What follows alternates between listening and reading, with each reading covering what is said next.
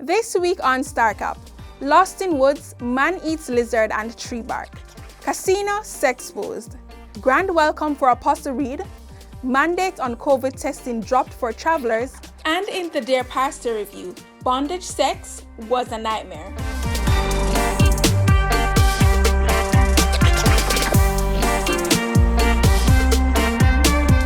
Hey Star Fam, I'm Jaleen, and welcome to another week of StarCap, a recap of the big stories that lit your attention this week. In a cruel twist of fate, Clarendon resident Errol Nelson went into the woods of Savannah Cross in search of tree bark for his popular roots drink, but embarked too deep and got lost.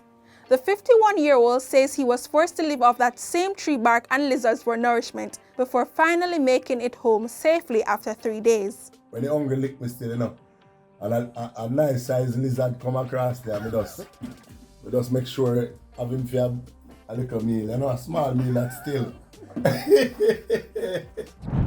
Speaking of nourishment, dancehall artist Kasseno had his plate full this week after a video surfaced showing just why the entertainer wants you to come over. However, Kasseno says that he just doesn't care what people think. He is trying to weather the storm he and his girlfriend have found themselves in. Apostle Dr O'Meal Reid caused quite a stir on social media after the man of God was captured on video being escorted like a king in a chair being carried by 3 men. Dr. Reid was on a visit to the Open Doors Deliverance Ministry in Maypen, Clarendon. The viral video has sent many tongues likening the pastor to Dr. Kevin Smith, the popularly dubbed cult pastor from Montego Bay. Head pastor of the Open Doors Deliverance Ministry, Pastor O'Neil Bryan and his wife Naomi have since released a video statement refuting the claims that the apostle requested royal treatment.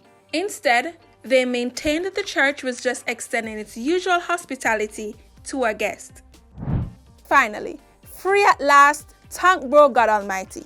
The Office of the Prime Minister announced this week that the COVID pre-travel testing and the mask wearing in close proximity mandates will expire on April 15, a good Friday indeed.